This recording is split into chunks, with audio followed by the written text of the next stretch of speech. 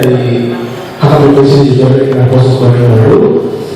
Sosialisasi di sini hanya untuk memberikan informasi mengetahui apakah tentang corona itu, terus dari mana corona itu berasal, dan memang data-data ini juga data yang berasal dari WHO. Jadi memang bukannya dari WHO atau dari mana-mana itu, cuma untuk melengkapi pengetahuan dasar kita mengenai virus corona yang sedang kita orang saat ini. Sebelumnya ingin tahu apakah corona itu? Nah, kalau zaman dulu tuh orang tahunya corona itu mobil Toyota Corona, karena terkenalnya belum terkenal tahunya ini corona zaman dulu. Tapi sekarang corona hits dengan virus corona. Kenapa sih dibilang nama corona? Sebenarnya karena bentuknya seperti crown atau mahkota. Jadi bulat, terus di kiri kanannya berputar itu ada titik-titiknya. Virusnya crown atau corona, atau kalau dalam bahasa Indonesia ada corona namanya matahari. Bentuknya seperti matahari, itu adalah virus corona. Nah, coronavirus ini keluarga besar virus yang menyebabkan penyakit pada hewan dan manusia sebetulnya. Coronavirus sebenarnya reservoir atau awal dari penyakit hewan ini itu dulu ada di kelawar, unta, terus ini yang karena atas sudah ada beluak. Ini ada tes kalau mobil beluak, terus ada kucing, ada anjing, dan juga ada tikus sebetulnya. Oke, pada manusia virus corona itu adalah menyerang infeksi saluran pernafasan. Jadi ini bentukannya kalau di bawah mikroskopik bentuknya kurang lebih seperti itu.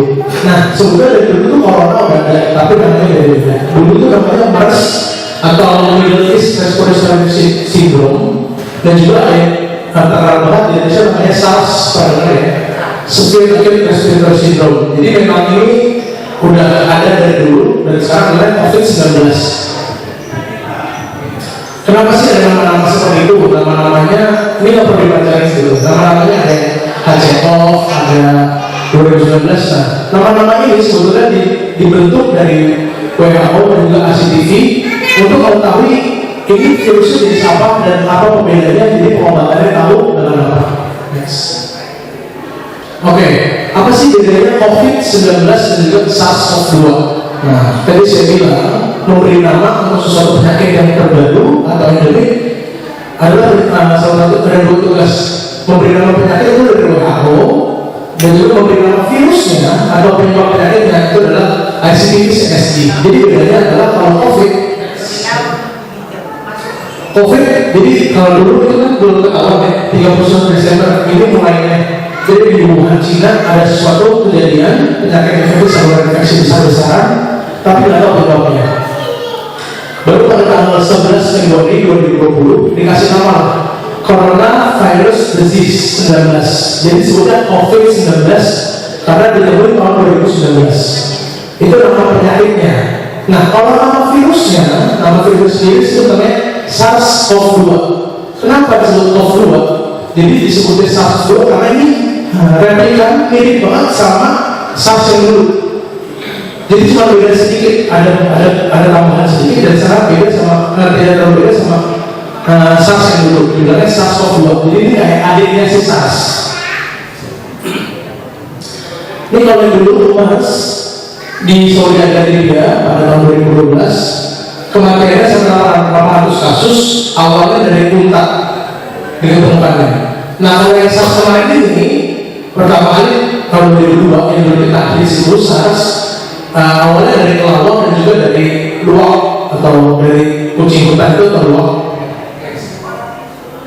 Nah, kenapa sih sekarang ada virus yang baru ini? Nah, virus itu juga memiliki daya untuk mutasi atau rekombinasi, jadi bisa berubah bentuk virusnya itu. Nah, makanya bisa adanya bentukan mirip SARS, tapi ada dua SARS-CoV-2 gitu kan. Nah, salah satu penyebab kenapa virus ini juga keluar, satu karena teknologi, dua karena perilaku dari manusia sendiri, dan juga pelayanan kesehatan yang kurang baik. Nah, sebetulnya aku bilang virus-virus di dunia ini penyebabnya adalah manusia itu sendiri. Salah satunya adalah dari Ebola. Ebola itu ditemui di Afrika karena udah ada ekspansi besar-besaran ke hutan.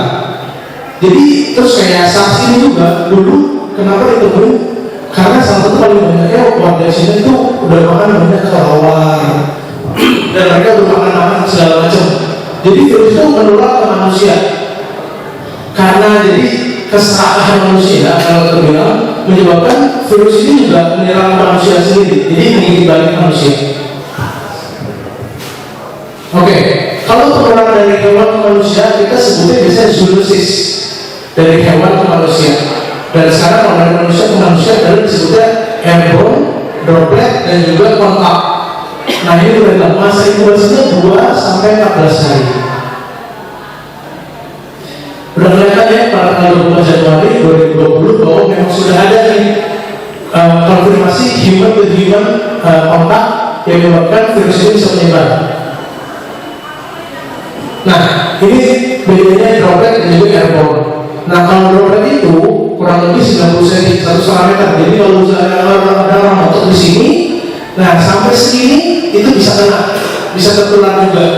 Tapi seperti TBC dan juga virus COVID juga dibilang bisa dibuat sampai airborne. Itu sampai 1,8 meter, berarti kurang lebih sampai sini, sampai ke Amerika di akhir depan. Bisa sampai begitu. Terus yang kedua adalah secara kontak. Yang ketiga secara kontak. Kontak itu bukan berarti kalau orang lagi batuk terus dibatuin ke mukanya, yang begitu juga.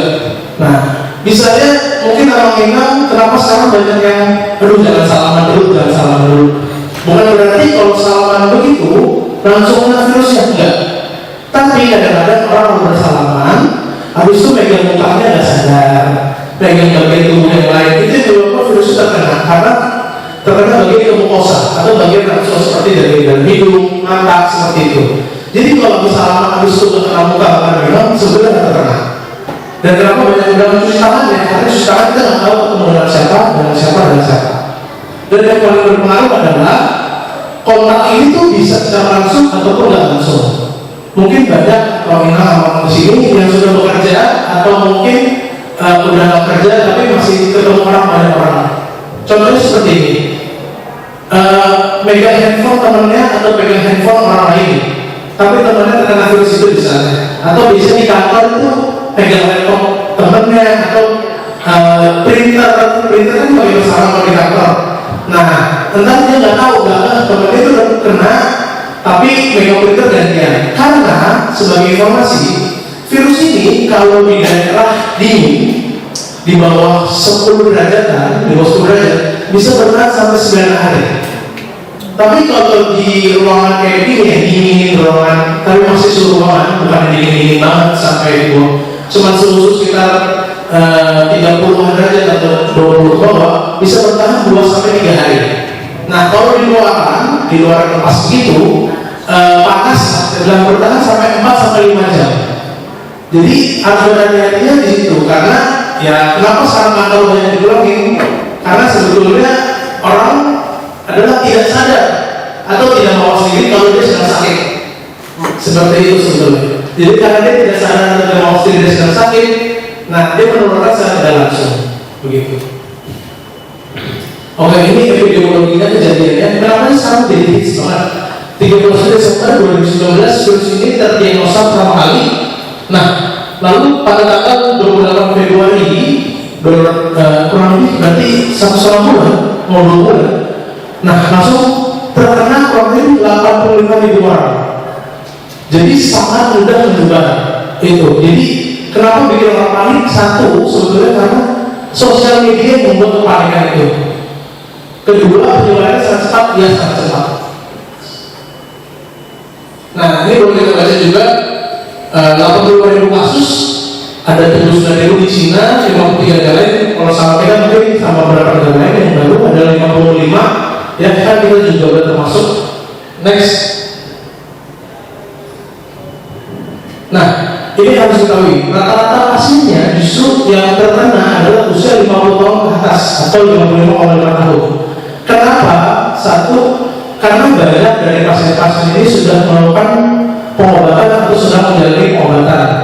Jadi sangat memudahkan virus ini untuk masuk. Dua, rata-rata pasien terkena virus corona ini sudah memiliki penyakit paru lama sebelumnya, seperti kayak PMOK, asma, ataupun lainnya. Ketiga, usia begini memang usia rentan terkena penyakit karena daya tahan tubuhnya sedang menurun ataupun sedang berkurang. Ya, ini karakteristik penyakitnya.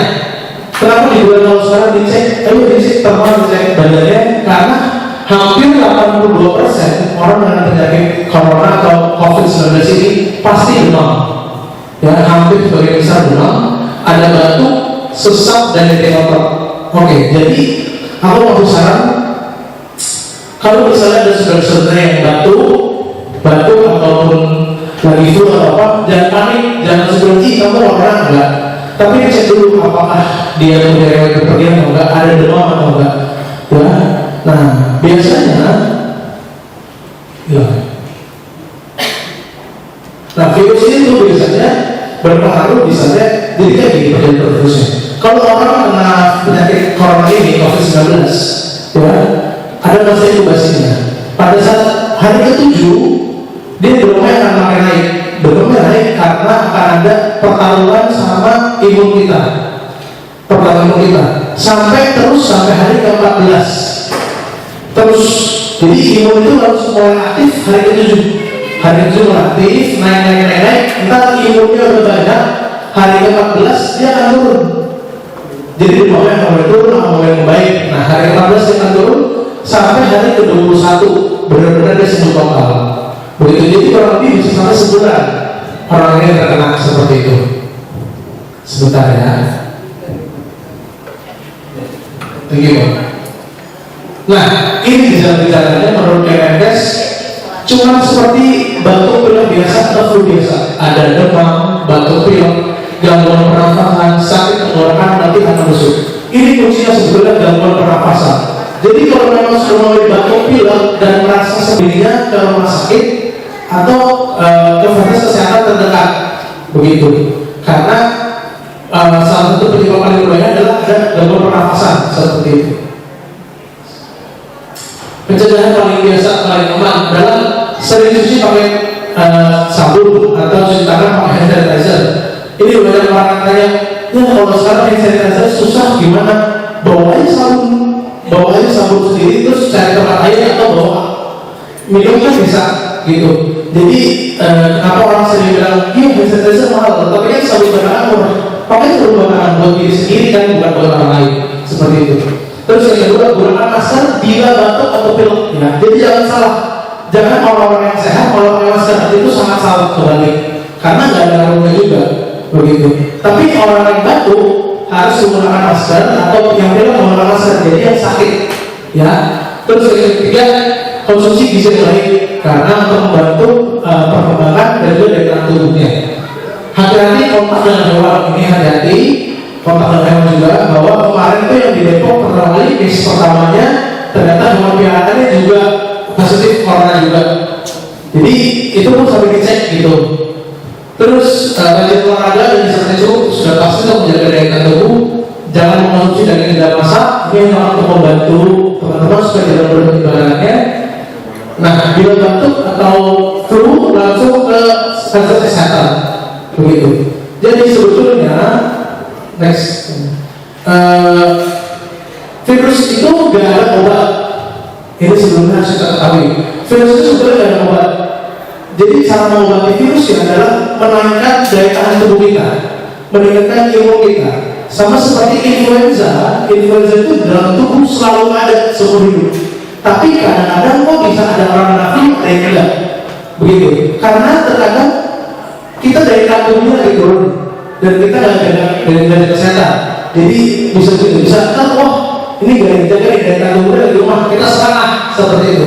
Tapi kalau kita menaikkan imun kita lagi, influenza itu turun lagi atau mati atau tidur sementara kita bilang. Itu. Nah, yang jadi berbahayanya di Indonesia, kita sedang menghadapi namanya banjir dan hujan.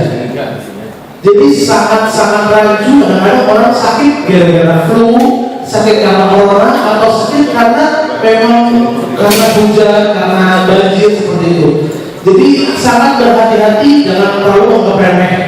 Kalau memang sudah seperti itu, batuk pilek dan ada demam dan juga memiliki kesulitan bernafas, alangkah baiknya ke fasilitas kesehatan. Jadi itu, kalau memang lagi batuk atau flu gunakan masker,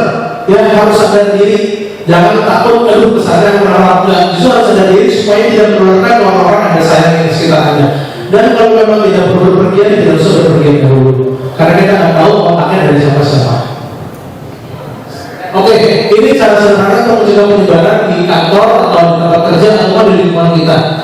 Pastikan tempat kerja bersih, itu maksudnya lingkungan kerja Anda bersih. Jadi kadang-kadang mungkin ada teman-teman di kantor, ini mungkin pada banyak kan memang kita, tapi bisa diingetin ke anak-anaknya, yang sedang bekerja, bersihkan tempat kerjanya, workplace-nya sendiri gitu.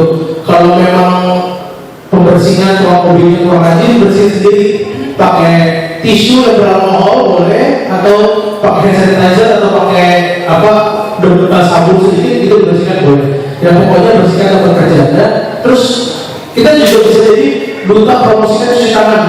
Kita mau ajak teman-temannya cuci tangan, biasa cuci tangan seperti itu. Next.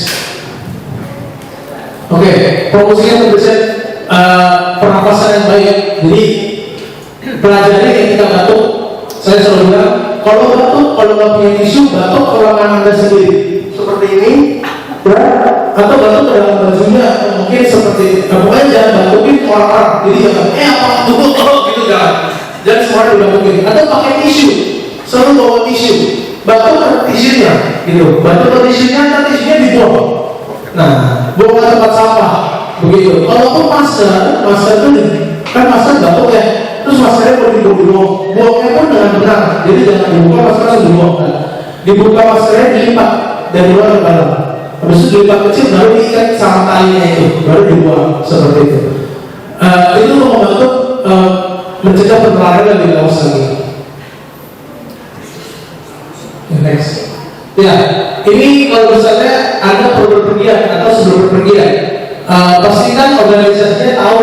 Jadi misalnya teman-teman atau amak-ina atau anak-anaknya mau berpergian di suatu tempat, tahu siapa yang mau dituju, tahu kemana. Terus apakah memang perlu berpergian atau enggak, begitu. Biasanya itu klien-klien orang atau kadang-kadang dari luar negeri atau dari ketemuan dari lain, itu biasanya mereka akan ngecek, oh ini ketemu orang dari mana, seperti itu. Terus berdasarkan informasi terbaru, harus menilai apakah manfaat dan risikonya, begitu. Biasakan membawa hand sanitizer ya. Sekarang sudah banyak di internet cara membuat hand sanitizer sendiri dan itu cukup efektif kok. Ya karena untuk melakukan pencegahan penularan penyakit ini. Sebelum pergian, biasakan atau karyawan atau diri Anda sendiri untuk mencuci tangan secara teratur. Dan perhatikan karyawan tahu yang harus dilakukan dengan siapa yang dihubungi jika mereka merasa sakit atau saat berpergian. Next. Oke. Ketika Anda harus berpergian, kalau karyawan itu baru kembali ketemu daerah yang memang kesannya sangat rentan ya dalam COVID-19, harus melakukan pengaturan atau mengatur suhunya secara rutin selama 14 hari untuk melakukan pengecekan, dan harus lapor kalau memang dia keluhan nafas, sesak nafas, batuk, flu ataupun lainnya. Seperti itu.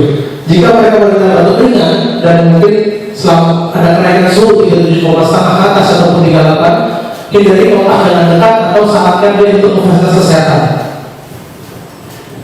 Oke, ini kriteria surveillance untuk membantu kita membagi orang-orang. Next, dalam pengawasan. Sebelumnya ada rujukan di Jakarta sekarang baru ada 3 ya. RSP Adi Subroto, Sulati Saroso, dan juga RSP Persahabatan. Baru itu untuk yang corona ini. Nah, sebetulnya saya yakin di Indonesia itu udah banyak banget sebetulnya. Ya, satu karena pengecekannya semua harus ke Jakarta. Jadi kalaupun orang misalnya dari luar kota, dari Batam, dari Bali, dari manapun, jadi pengecekan itu sangat ribet. Harus melempar dulu ke Jakarta, nanti baru dilempar lagi. Jadi itu prosesnya itu jadi seminggu lebih. Jadi jangan kaget kalau kita selama seminggu ke depan akan banyak pasien-pasien positif lagi, begitu. Karena kayaknya itu sudah cukup terlambat ya, karena udah terlalu keenakan sebelum-sebelumnya kayak orang datang masuk ke bandara, dia masuk itu. Padahal di Singapura, di negara lain sudah di lockdown dari beberapa minggu sebelumnya. Oke, ini kalau ada pengetahuan, jadi seorang mengalami gejala demam, biasanya suhu dari 38 derajat Celcius atau ada dengan ISPA, infeksi saluran nafas akut atau pneumonia dengan riwayat perjalanan ke daerah ternyata itu 14 hari terakhir sebelum gejala ini muncul, seperti itu. Jadi ini orang dalam pengawasan. Kemarin yang dari Depok itu baru dalam pengawasan, tapi sekarang sudah meningkat menjadi terkena atau pasien. Oke, ini pasien dalam pengawasan juga, salah satunya pasien dengan ciri-ciri demam di atas 38 derajat Celcius, batuk dan pilek, pneumonia, baik ringan ataupun berat, dan dia harus hati-hati. Jadi di gambaran radiologis kadang-kadang juga nggak ada apa-apa, seperti baik-baik aja, seperti itu. Karena tadi saya bilang gejala COVID-19 ini sangat subklinis, sangat tipis banget, nggak kelihatan sama sekali.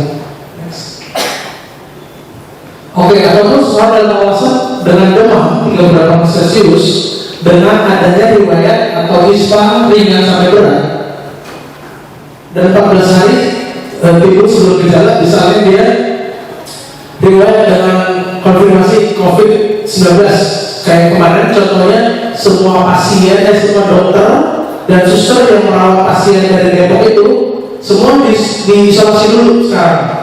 Jadi sampai 14 hari ke depan mereka harus diisolasi supaya benar-benar aman, mereka tidak terkena karena mereka sudah menjalani kontak konfirmasi. Terus bekerja atau mengunjungi fasilitas kesehatan yang pasiennya ada COVID-19 nya. Terus semua kemarin saudara-saudara yang jemput akhirnya juga diisolasi. Jadi karena mereka nggak tahu sebelumnya, jadi sekarang saudara-saudara diisolasi atau riwayat perjalanan ke provinsi China seperti Wuhan dan kontak memiliki perjalanan pada 14 hari. Nah, sekarang lucunya hampir 90% pasien di Wuhan sudah mengalami penyembuhan. Jadi sudah sehat begitu. Dan perlu diketahui adalah COVID-19 ini angka kematiannya cukup kecil.